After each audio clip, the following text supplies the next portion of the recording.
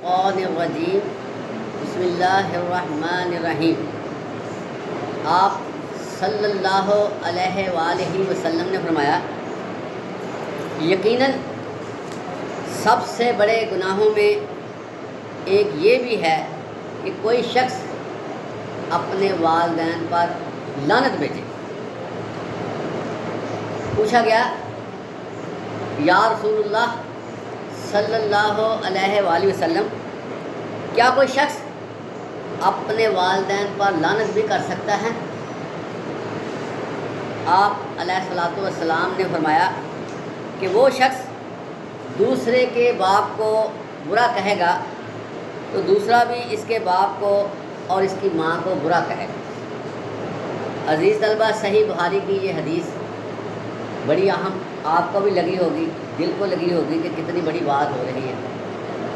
ہم لوگ جلدی طیش میں آ جاتے ہیں، اگریسو ہو جاتے ہیں، اور سب سے پہلے ہمارا جو کام ہوتا ہے وہ زبان کا استعمال، اور ہم نہیں دیکھتے کہ ہم زبان سے کیا نکال رہے ہیں اور گالی گلوچ پر اتر آتے ہیں۔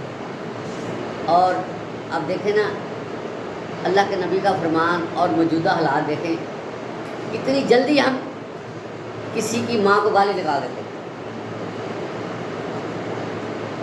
کیا وہ جواباً ہمیں تعریفی کلمات دے گا؟ نہیں، وہ بھی ہماری ماں کو، ہمارے باپ کو گالی لگا دے گا۔